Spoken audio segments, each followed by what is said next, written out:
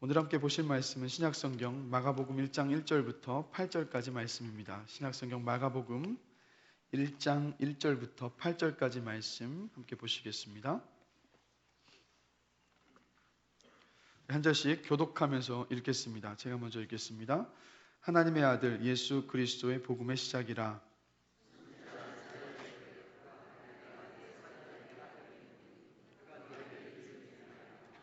광야에 외치는 자의 소리가 있어 이르되 너희는 주의 길을 준비하라 그의 오실 길을 곧게 하라 기록된 것과 같이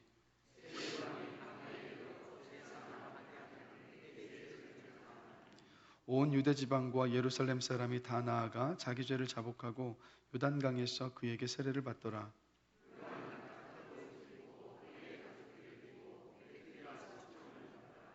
그가 전파하여 이르되 나보다 능력 많으신 이가 내 뒤에 오시나니 나는 굽혀 그의 신발끈을 풀기도 감당하지 못하겠노라. 나는 너희에게 물로 세례를 베풀었거니와 그는 너희에게 성령으로 세례를 베푸시리라. 아멘. 자리에 앉으시겠습니다. 먼저 말씀 나누기에 앞서서 혹시 신종 코로나 바이러스로 염려가 되시는 분들은 마스크를 쓰고 계셔도 괜찮습니다. 그래서 옆 사람 눈치 보지 마시고 또 염려가 되시는 분들은 마스크를 낀 차로 그대로 또 예배 함께 하시면 되겠고요. 오늘은 주보와는 제목이 다른 말씀을 나눕니다. 그래서 주보에 나와 있는 제목의 말씀은 다음 시간에 말씀을 함께 나누도록 하겠습니다. 그 점 양해를 부탁드립니다. 오늘부터 마가복음을 한번 쭉 함께 강의하면서 이 말씀을 함께 살펴보려고 합니다. 그래서 여러분 마태복음, 마가복음, 누가복음, 요한복음을 가리켜서 사복음서라고 이야기를 합니다. 그래서 흔히 우리는 이 복음서의 순서대로 마태복음이 가장 먼저 쓰여졌을 것이다라고 생각을 하죠. 그러나 사복음서 중에 가장 먼저 쓰여진 것은 마태복음이 아니라 마가복음입니다. 그래서 오늘 함께 나눠볼 이 마가복음이 가장 먼저 쓰여졌습니다. 그래서 실제로 마태복음에는 마가복음의 약 90%를 인용을 하고 있고, 그리고 누가복음은 마가복음의 40%를 인용을 하고 있습니다. 마가복음이 먼저 쓰여졌기 때문입니다. 그래서 질문을 드리고 싶습니다. 마가복음을 쓴 사람이 누굴까요? 마가복음을 누가 썼겠습니까? 네, 마가가 썼습니다. 갑자기 답변을 안 해주셔서 저는 항상 뻔한 질문을 한다는 걸 기억하셨으면 좋겠습니다. 마가복음은 마가가 썼습니다. 근데 마가는 예수님의 제자가 아닙니다. 사도행전 12장 12절을 보면 마가의 어머니 마리아의 집에 예수님의 제자들이 많이 모였었어요. 그래서 그 모인 방을 가리켜서 무엇이라 부르냐면 마가의 다락방이라고 부릅니다.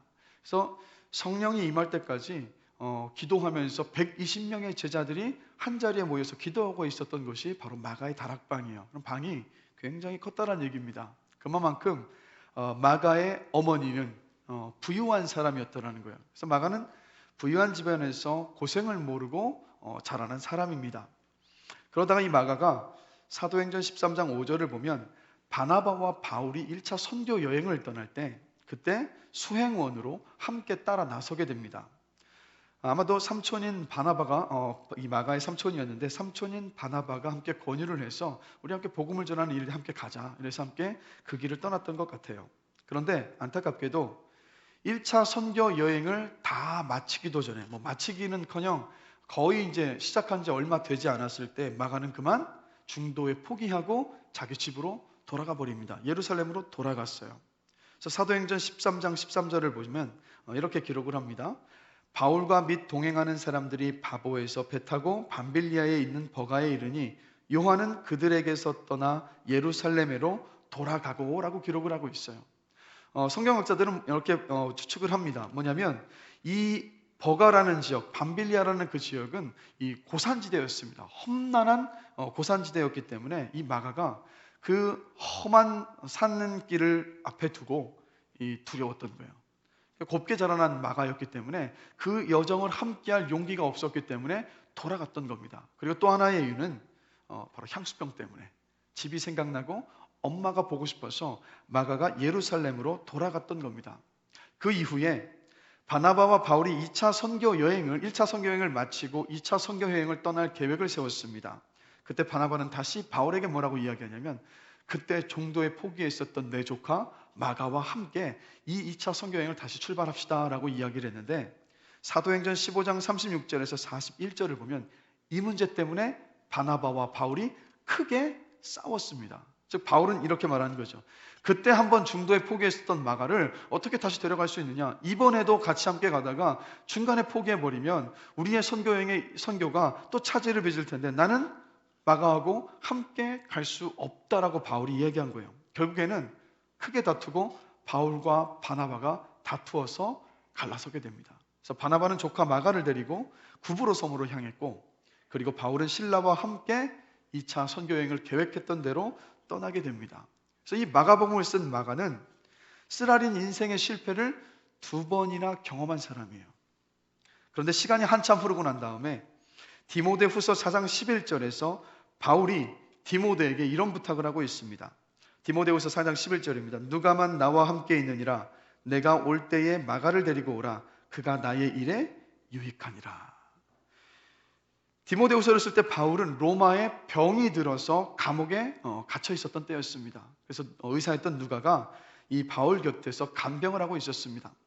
이제 병에 들어서 죽을 때를 기다리고 있었던 바울이었기 때문에 마음이 뭔가 유해졌기 때문에 내가 이제는 마가가 나에게 유익하다, 그렇게 말을 했을까요? 여러분, 그렇지 않습니다.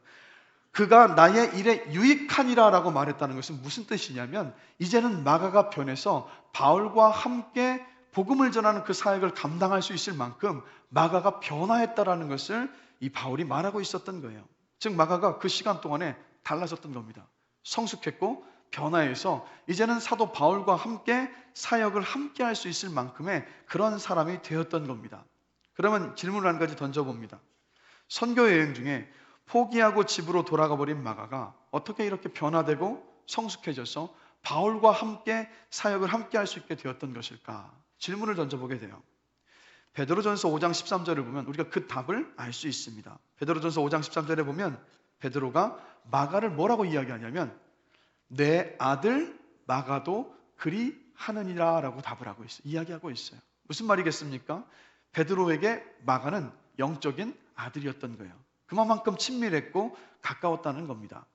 그래서 초대교회에 남아있는 지금 문헌을 보면 마가가 베드로의 통역관으로 베드로와 함께 동행하면서 곳곳에서 복음을 전하는 그 사역을 도왔다는 기록이 남겨져 있어요.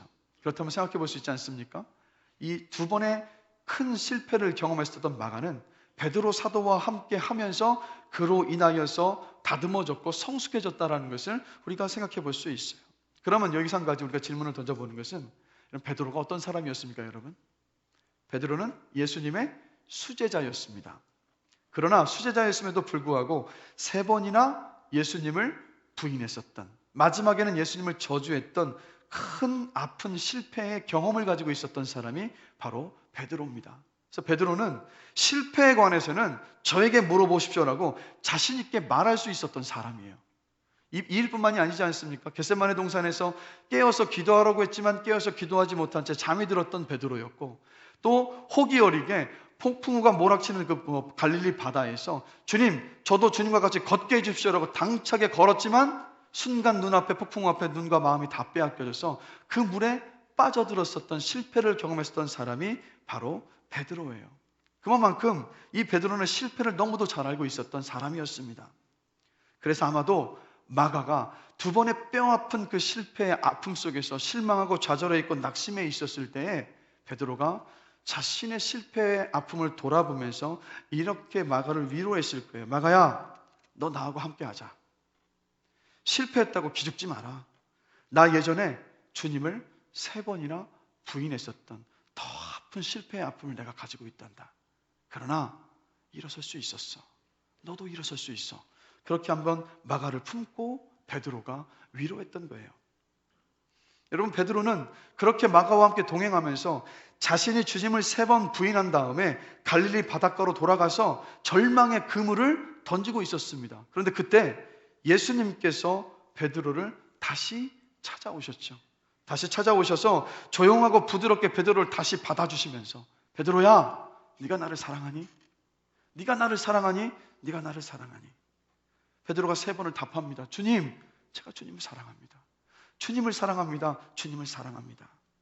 결국 그때 예수님은 실패했었던, 주님을 부인하고 저주하고 떠났던 베드로를 다시 끌어안아 주셨고 불러주셨고 당신을 전할 사도로서 베드로를 사용하셨다라는 거예요. 결국 십자가의 길이 너무 힘이 들어서 포기했던 마가였지만 예수님은요, 베드로를 통해서 베드로에게 부어주셨던 예수님의 그 사랑을 마가에게 전하게 하셨고, 마가는 베드로를 통해서 예수님을 깊이 만났던 거예요.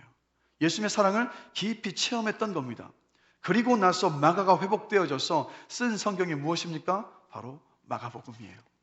1차 선교여행에는 그 선교여행 도중에 포기해서 복음을 전하는 그 일들을 포기했던 마가였지만 주님께서 그를 다시 회복시키셔서 마가복음을 쓰게 하셨고 2000년이 지난 지금까지도 이 마가복음을 통해서 예수님을 알고 예수님을 전하는 그 아름다운 일로 하나님께서 사용하셨던 겁니다.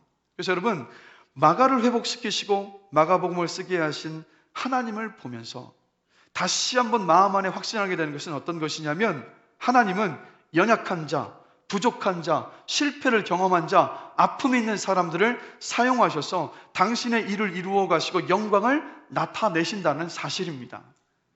그래서 여러분, 요즘 매일 성경 말씀 묵상하고 계시죠? 창세기를 묵상하고 있는데 이 창세기의 주인공 기라성 같은 우리가 우러러봤었던 이 이스라엘의 족장들, 아브라함과 야곱과 이삭의 삶을 보면요, 그들도 역시 우리처럼 똑같이 실패자였고 연약한 사람들이었고 부족한 사람이었음을 확인합니다. 아브라함을 볼까요? 아브라함은요, 2번이나 자기 목숨 부지하기 위해서, 자기 하나 살기 위해서 아내를 누이라고 속였던 남자입니다. 요즘 말로 하면 찌질남이 되나요? 그리고 하나님의 약속을 믿지 못해서 몸종을 통해서 아들을 낳았던 사람이 바로 아브라함입니다. 아브라함의 하나뿐인 100세에 낳은 아들 이삭은 또 어땠을까요? 아들 이삭도 역시 아버지 아브라함에게 주었던 하나님의 놀라운 축복의 약속을 받았던 사람입니다. 그러나 이삭도 역시 자기 목숨 지키기 위해서 아내를 누이라고 속였던 사람이에요. 그럼 그 이삭에게서 태어난 아들 야곱은 어떻습니까? 형 에서와 아버지 이삭을 속이고 장자의 축복을 가로챘던 사람이 바로 야곱입니다. 그리고 예수님의 제자들은 또 어땠습니까?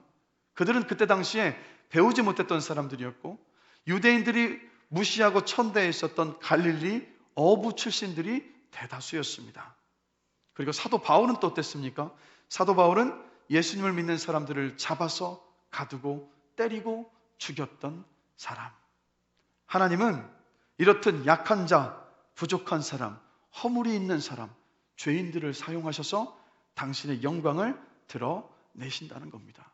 그래서 여러분, 하나님만 의지할 수밖에 없는 여러분의 연약함이 여러분 인생의 능력입니다. 하나님밖에 의지할 수밖에 없는 여러분을 통해서 하나님은 놀랍도록 당신의 일을 이루어 가십니다. 하나님밖에 의지할 수밖에 없는 여러분을 통해서 하나님은 당신의 영광을 드러내십니다. 혹시 스스로를 연약하다고 생각하십니까? 또 부족하다고 여기십니까? 능력이 없어서 하나님밖에는 붙잡을 수 없다라고 고백하고 계십니까? 그렇다면 여러분 기대하십시오. 하나님께서 여러분을 통해서 일하십니다. 지금이 바로 하나님께서 일하실 때이고 하나님의 영광을 나타내실 때입니다. 그래서 마가는 자신과 같이 이렇게 쓰라린 실패를 경험한 부족한 자를 사용하시는 인생의 주관자이시고 하나님이신 예수님을 선포하면서 이 마가복음을 시작하고 있습니다. 1장 1절입니다. 다 함께 한번 힘차게 한번 읽어보겠습니다. 하나님의 아들 예수 그리스도의 복음의 시작이라. 이것은 마가 자신의 신앙 고백이기도 하지만 이렇게 마가복음을 시작한 데는 또 다른 이유가 있습니다. AD 64년에 로마에 큰 화재가 발생을 했습니다. 당시 로마의 10개의 큰 지역 가운데에서 3개 지역이 불바다가 되어버렸어요.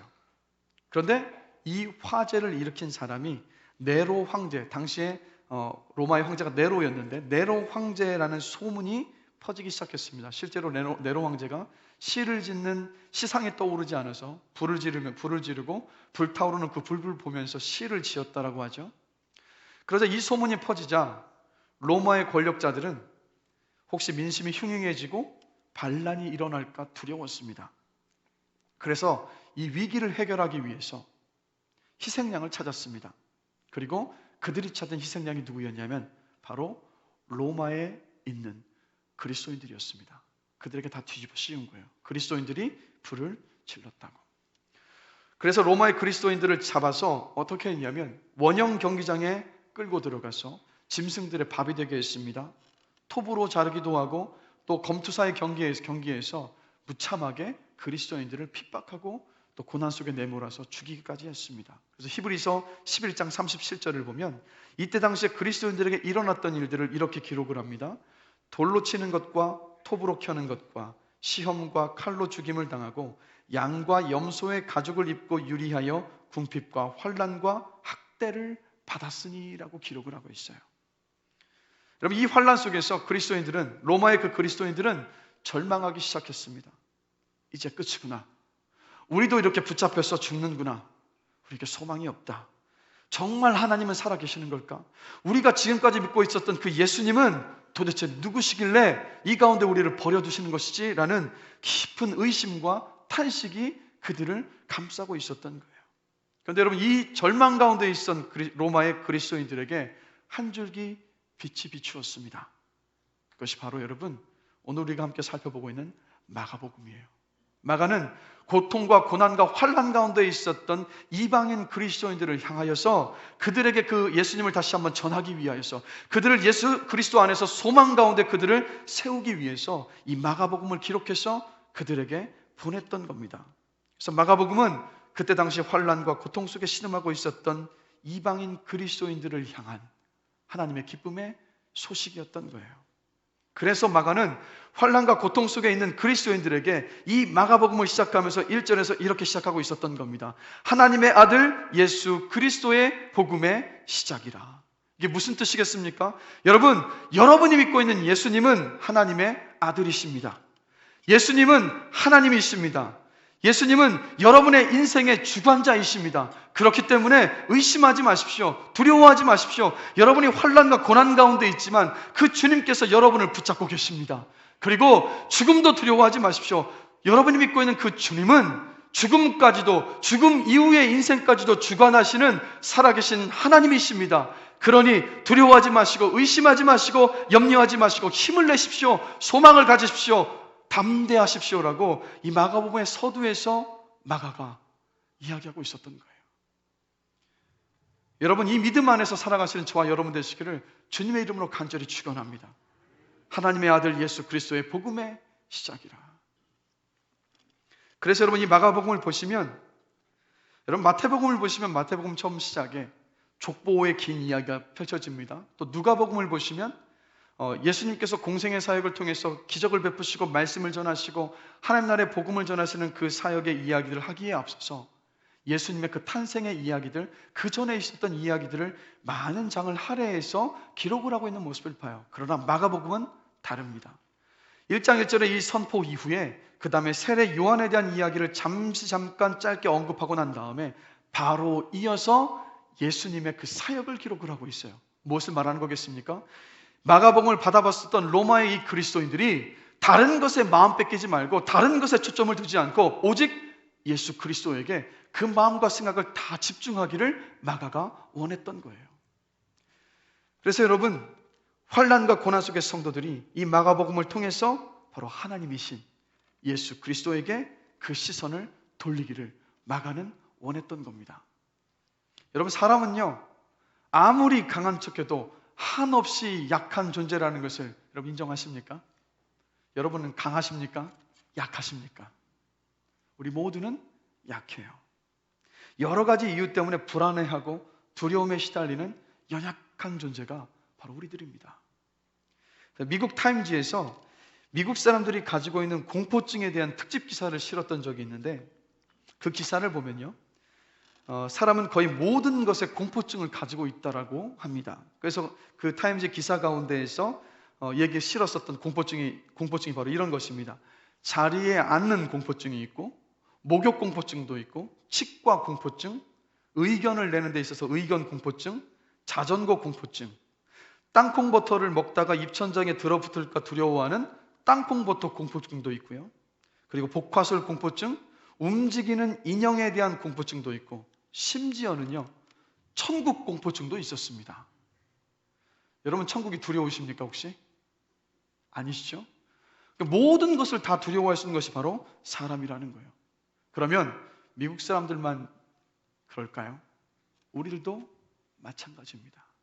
너무도 연약해서 많은 것 앞에서 두려움에 떠는 연약한 존재가 바로 저와 여러분들입니다. 이런 우리들의 연약한 심령을 회복시키시는 분이 누구실까요? 바로 그분이 여호와 하나님이세요. 우리 주 예수 그리스도이십니다. 그래서 여러분, 환난과 고난과 역경 속에 계실 때 고난과 환난 속에 그 현실 앞에 여러분의 시선을 고정하지 마십시오. 그것만 바라보시면서 그것을 묵상하지 마시고 여러분의 시선을 내 환난과 고통과 고난을 이겨내게 하실 그 모든 것을 주관하고 계시는 하나님 아버지 앞에 예수 그리스도에게 여러분의 시선을 고정하게 되시길 주님의 이름으로 권면합니다. 고통과 고난은 내가 감당할 수 없기 때문에 고통과 고난이에요. 그렇기 때문에 감당할 수 없는 그 고통과 고난과 환난에 내 마음과 내 생각을 다 빼앗겨버리면 더 깊은 절망의 자리에 빠질 수밖에 없게 됩니다. 우리는 예수를 믿고 구원받은 자요, 예수님께서 하나님이시고 하나님께서 살아계심을 믿는 그리스도인입니다. 그렇기 때문에 우리의 시선을 어디로 돌려야 하냐면 바로 살아계신 여호와 하나님께 돌려야 합니다. 그래서 마가가 선포하는 것처럼 예수님은 하나님의 아들이십니다. 예수님은 하나님이십니다. 인생과 온 세상의 주관자이십니다. 이 고백을 하면서 주님께 시선을 돌릴 때 그 고난과 환난과 역경을 우리 주님께서 변화시키십니다. 변화시키지 않으신다면 도리어 더 큰 일을 하시죠. 바로 저와 여러분의 이 마음과 심령을 변화시키셔서 그 상황들을 이겨내도록 하시는 분이 바로 우리 주님이십니다. 여러분, 어떤 환난과 고통과 역경 가운데 계십니까? 그 시선을 그 현실이 아니라 주님께 돌리시는 여러분 되시기를 주님의 이름으로 간절히 기도합니다. 다윗도 자신을 죽이고 막 달려드는 그 원수들이 따라왔을 때 너무도 두려웠고 너무도 실망했고 낙심과 좌절 가운데 빠져 있었습니다. 그랬던 다윗이 하나님께 시선을 바꾸고 믿음으로 선포하며 고백하고 난 후에 그가 이런 고백을 도리어 합니다. 천만인이 나를 애워싸 진친다 하여도 나는 두려워하지 아니하리이다. 자, 여러분, 시선이라는 찬양을 보면 주님께 시선을 바꾸었을 때 우리 가운데 일하실 하나님의 일하심을 잘 노래하고 있죠. 내게로부터 눈을 들어 주를 보기 시작할 때 주의 일을 보겠네. 내 작은 마음 돌이키사 하늘에 꿈꾸게 하네. 주님을 볼 때 모든 시선을 주님께 드리고 살아계신 하나님을 느낄 때 내 삶은 주의 역사가 되고 하나님이 일하기 시작하네. 여러분, 하나님께 시선을 두시고 하나님 아버지 앞에 모든 것을 맡기고 기도하시는 가운데에서 살아계신 하나님을 경험하시고 여러분의 삶 가운데 하나님의 역사를 보시고 하나님께서 일하시는 일들을 보게 되시는 복된 삶이 되시기를 주님의 이름으로 축복합니다. 이 시간 들었던 것으로 여러분 그냥 멈추지 마시고 당장 여러분의 시선을 주님께로 돌리시기 바랍니다. 너를 만나 행복해라는 책을 쓴 임성경 자매의 이야기를 잠시 들려드릴게요. 40대 어느 날 이 임성경 자매가 유두에 염증이 생겨서 동네 병원을 몇 차례 찾아가서 치료를 받았는데 통증이 점점 커지는 겁니다. 그래서 큰 병원에 가서 진찰을 받아보라는 권유를 받고 큰 병원에 가서 진료를 받았습니다. 진료를 받고 나니까 유방암이었어요. 그래서 수술을 받았습니다. 첫 수술을 받은 후에 몸에 선명한 칼자국이 생겼어요. 근데 그 흉터에 섬기는 교회 목사님이 이 자매를 위로하면서 이렇게 말씀을 하신 겁니다. 책을 읽으면서 중요한 부분에 밑줄을 긋듯이 하나님께서 너는 중요한 사람이야 라고 자매님에게 표시하신 것입니다 라고 이 목사님이 위로를 하신 거예요. 순간 그 목사님의 위로가 하나님의 위로로 들리면서 마음 안에 이런 생각이 들더랍니다. 그럼 내가 하나님께 선택된 건가? 이 생각이 딱 들면서 이 임성경 자매 입가에 미소가 번졌어요. 그런데 안타깝게도 수술 범위가 커져서 다시 재수술을 받아야 하게 되었습니다. 한쪽 가슴을 완전히 도려내는 수술과 복원 수술을 12시간 동안을 받은 거예요. 결국에는 수술을 받고 나니까 이 배에 커다란 반원 모양의 큰 수술 자국이 생긴 겁니다. 그랬더니 의사가 병실에 누워있는데 찾아와서 큰 수술 자국이 생길 수밖에 없는 이유를 이 임성경 자매에게 설명을 하는 거예요. 원래 예상했던 것보다 더 큰 수술 자국을 갖게 되니까.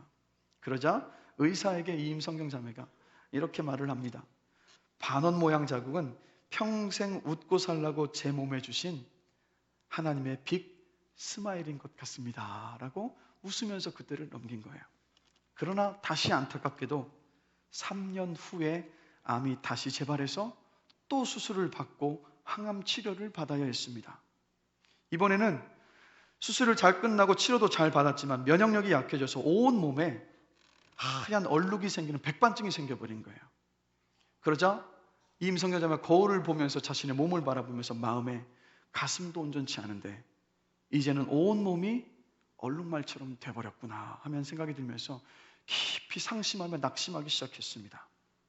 그런데 그 순간에 임성경 자매의 눈에 디모데전서 4장 4절의 말씀이 그 마음을 눈길을 사로잡은 거예요. 바로 이 말씀입니다.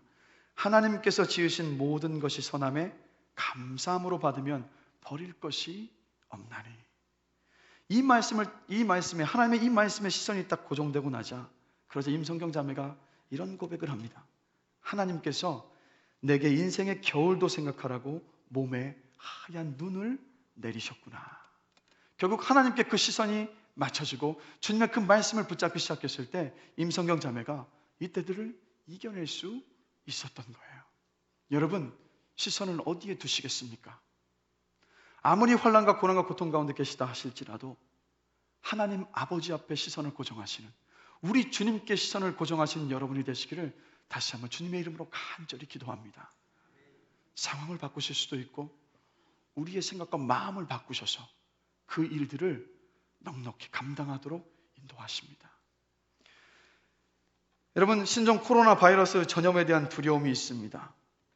신종 코로나 바이러스 때문에 안 그래도 침체되어 있는 경제가 더 어려워질 것이라는 전망 때문에 또 다른 큰 염려가 또 있기도 합니다. 또 이 나라의 장래에 대한 두려움들도 많은 것 같습니다. 우리 자녀들의 앞날에 대한 걱정도 많은 것 같습니다. 또 오늘부터 신종 코로나 바이러스가 잠잠해질 때까지 교회에서 점심을 먹지 않는데 점심을 도대체 어떻게 해야 하나라는 그런 걱정도 들 때가 있습니다. 그런데 여러분, 수많은 걱정이 우리를 짓누른다 할지라도 다시 한번 말씀드립니다. 주님께 시선을 옮기시고 주님께 기도로 맡기는 저와 여러분이 되기를 원합니다. 문제를 내가 고민하면 내 문제가 되지만 하나님께 시선을 맞추고 하나님 앞에 맡기고 기도하면 그때부터는 내 문제가 아니라 하나님의 문제가 됩니다. 그리고 하나님께서 일하시기 시작하십니다. 그래서 여러분, 우리 이 믿음으로 어려운 때이지만 담대하게 승리하며 헤쳐나갈 수 있게 되기를 주님의 이름으로 간절히 축원합니다. 이렇게 여러분, 예수님께서 하나님이시다라고 선포하고 나서 마가는 2절부터 8절까지 세례 요한의 이야기를 이어서 하고 있습니다. 2절과 3절 말씀 우리 함께 한 목소리 한번 읽어보겠습니다. 선지자 이사야의 글에 보라, 내가 내 사자를 내 앞에 보내노니 그가 내 길을 준비하리라. 광야에 그의 오실 길을 곧게 하라. 기록된 것과 같이. 지금 마가가 세례 요한을 어떻게 소개하고 있습니까? 예수님께서 오실 길을 예비하는 사람으로 세례 요한을 소개하고 있어요. 6절을 보시면 요한은 낙타 털옷을 입고 있었고 허리에 가죽띠를 띠고 메뚜기와 석청을 먹었습니다. 이때 낙타 털옷이라는 것은 요즘 여러분이 생각하시는 것처럼 값비싼 밍크코트 같은 것이 아니라 그때 당시에 서민들이 즐겨 입었었던 평범한 옷입니다. 그리고 가죽 허리띠도 역시 마찬가지로 평범한 사람들이 착용했었던 것이었어요. 그리고 이 세례 요한이 먹었었던 메뚜기와 석청을 보면 당시 이스라엘 나라에서 사람들이 먹을 것이 없는 사람들에게 정부에서 배급했었던 것이 어떤 것이었냐면 바로 메뚜기였다고 합니다. 즉 세례 요한은 그 메뚜기를 먹고 지냈던 거예요. 그리고 당시 이스라엘 사람들 식사 후에 가장 즐겨 먹었던 디저트가 꿀이었는데 세례 요한은 이 석청을 먹었죠. 석청은 그때 당시에도 가장 가난했던 사람들이 먹었었던 후식, 꿀의 종류가 바로 석청이었습니다. 한마디로 세례 요한은 그가 입고 먹고 사는 모습을 본다면 그는 소박했고 가난했던 사람입니다. 그러나 여러분, 이것을 아셔야 합니다. 그가 입고 먹고 마시는 것들은 소박했고 가난했을런지 모르겠지만 그러나 그의 인생은 가난하지 않았습니다. 왜 그랬을까요? 바로 그는 사명을 알고 있었고 그 사명을 향해서 걸어가고 있는 사람이었기 때문입니다. 바로 세례요한의 사명이 무엇입니까? 오실 예수님을 예비하도록 하는 그 메시지를 선포하는 그 사명을 이루어가고 있었기 때문이에요. 여러분, 이것을 기억하셔야 됩니다. 부귀와 영화와 명예와 모든 것을 다 누리고 있다 할지라도 사명이 없는 인생은 결국에는 허무합니다. 그것을 다 이루고 난 그 이후에 무엇을 해야 할지를 모르기 때문에 사명이 없는 인생은 허무해요. 그러나 구원받은 저와 여러분에게는 우리 주님께서 사명을 주셨습니다. 여러분, 어떤 사명일까요? 하나님의 영광을 드러내는 사명을 우리에게 주셨어요. 어떻게 하나님의 영광을 드러내겠습니까? 하나님을 사랑하고 이웃을 사랑하는 것을 통해서, 하나님의 말씀을 순종하며 이 땅을 살아가는 것을 통하여서 하나님의 영광을 드러낼 수 있는 사명을 저와 여러분에게 주셨습니다.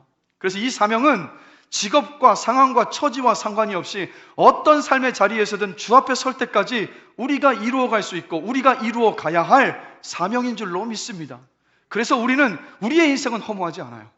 끝까지 사명과 목적을 향해서 걸어가는 인생이기 때문입니다. 그래서 이 시간 다시 한번 여러분, 하나님 아버지께서 여러분에게 어떤 사명을 주셨는지 질문하시면서 그것을 발견하시는 복된 시간이 되길 주님의 이름으로 축복합니다. 그래서 우리는 여러분, 그래서 끊임없이 우리 자신에게 질문을 해야 돼요. 바로 이 질문입니다. 내 인생은 나의 것인가? 하나님께서 맡겨주신 것인가? 나에게 왜 재물과 명예와 힘과 능력과 시간을 주셨을까? 하나님의 영광을 드러내기 위해서 이것을 어떻게 사용해야 할까라고 끊임없이 질문해야 합니다. 그때 비로소 내 인생의 사명과 목적을 발견하게 되고 우리 삶이요, 활력 있게, 힘차게, 담대하게 이 땅을 살아갈 수 있을 줄로 믿습니다. 그래서 오늘 진지하게 자신에게 스스로에게 질문을 하시면서 다시 한번 그것을 발견하시고 그 사명을 향해서 걸어가시는 복된 삶이 되시길 다시 한번 주님의 이름으로 축복합니다. 그래서 여러분, 세례 요한은 자신에게 주신 그 주님의 그 사명을 충실하게 감당했습니다.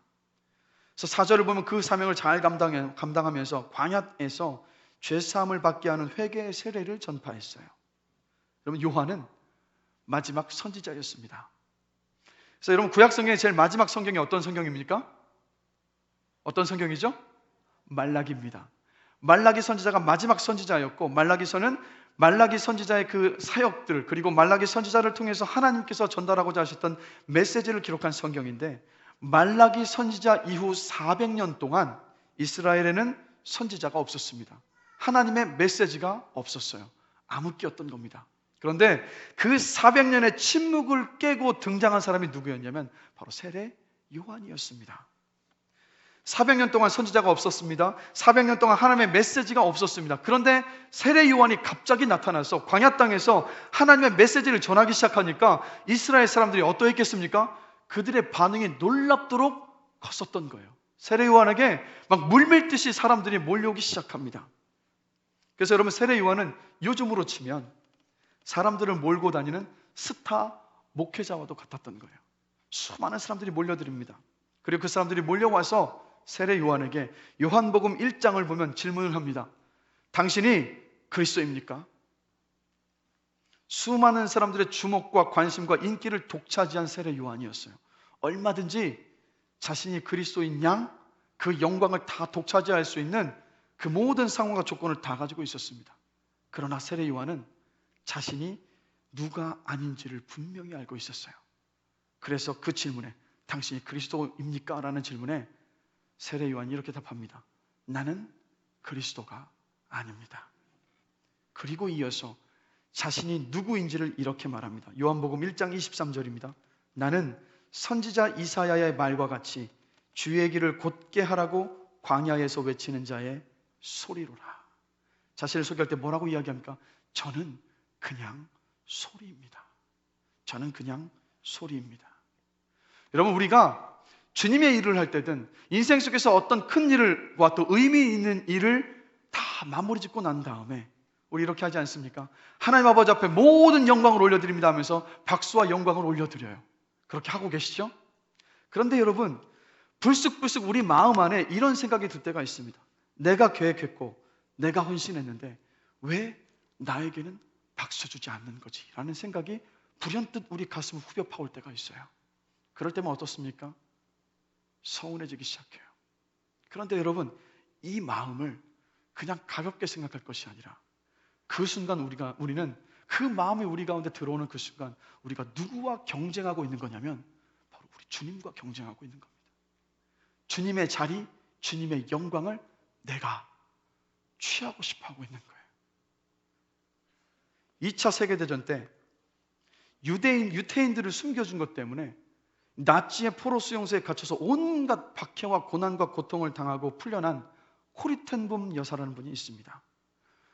나치 수용소에서 풀려나고 난 다음에 이 코리텐붐 여사가 어떤 일을 했냐면 네덜란드와 독일 지역을 다 순회하면서 전쟁의 상처를 안고 있었던 사람들에게 복음을 전하고 자신의 삶의 간증을 이야기하면서 그들을 위로하고 회복시키는 그 사역을 하고 있었습니다.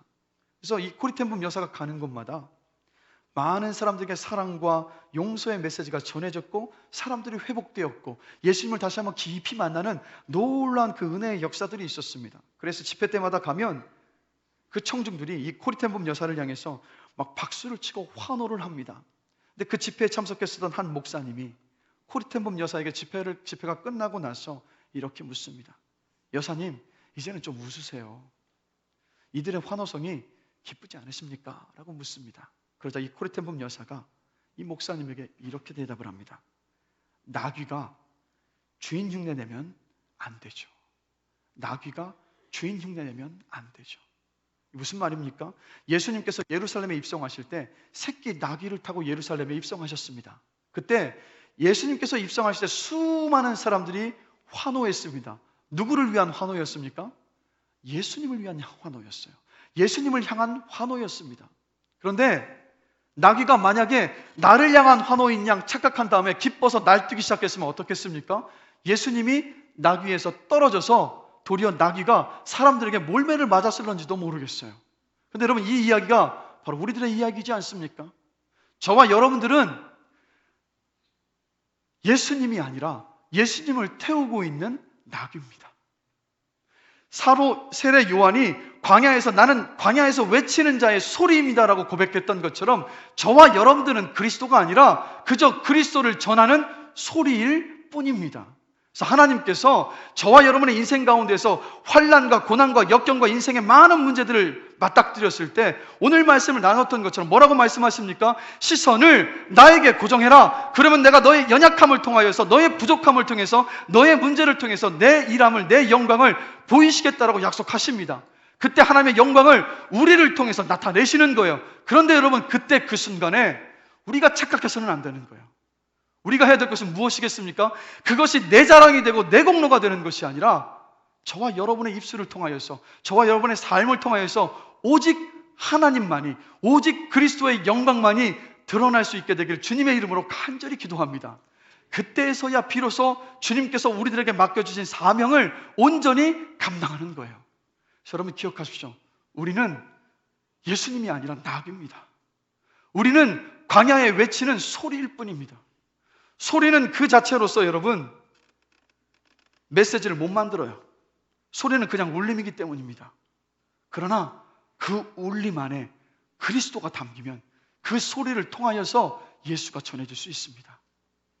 저와 여러분들이 그리스도가 되지 말고 그리스도를 실어 나르는 아름다운 소리가 되기를 주님의 이름으로 간절히 기도합니다. 혹시 높아진 마음을 가지고 계십니까? 하나님이 은혜로 내 가운데 베풀으셨던 많은 일들이 혹시 내 공로와 내 자랑으로 둔갑되어 있지는 않으십니까? 사람들 앞에 섰을 때 막 자랑하고 싶은 마음들이 이 마음 안에서 막 일어나고 있지는 않으십니까? 혹시 주변의 사람들이 주님은 보고 계시다는 것을 알고 있으면서도 사람들이 나를 인정해 주지 않으니까 마음속 깊숙한 곳에 혹시 서운한 마음이 혹시 드십니까? 내가 계획하고 내가 헌신했는데 왜 나에겐 박수 주지 않는 거라는 마음이 혹시 드십니까? 여러분, 그리스도의 자리에서 내려오게 되시길 주님의 이름으로 간절히 기도합니다. 광야에서 외쳤던 세례 요한처럼 그저 나는 소리입니다. 저는 그저 소리일 뿐입니다. 라고 고백할 수 있는 저와 여러분이 되기를 주님의 이름으로 간절히 간절히 기도합니다. 그 삶을 주께서 기뻐하시고 그 삶을 통해서 예수 그리스도가 드러납니다. 말씀을 마무리하겠습니다. 마가는 마가복음의 서두에서 이런 메시지를 전하고 있습니다. 예수님이 복음입니다.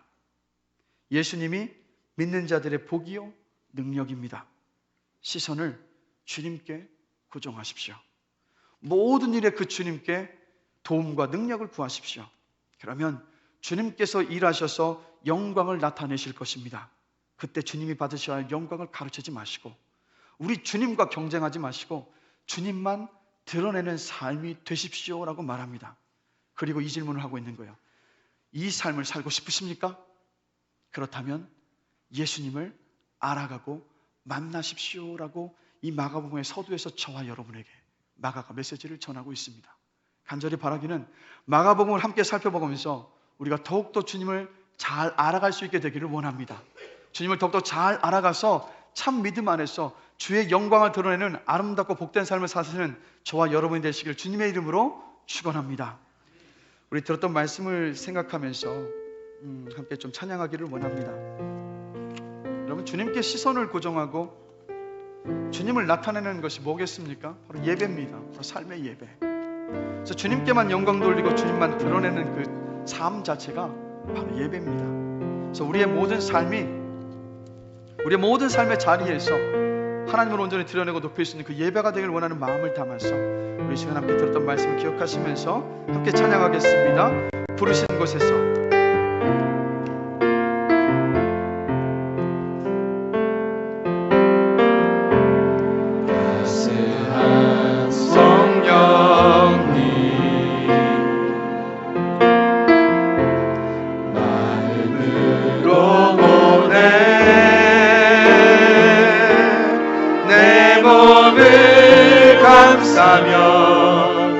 주어지는 평안함 만족함을 느끼네. 사랑과 진리의 한 주님이 보내 사랑과 진리의 한 주님이 보내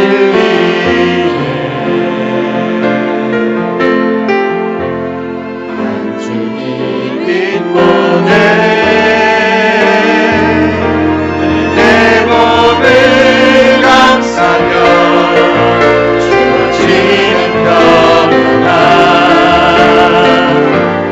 그 사랑을 느끼네.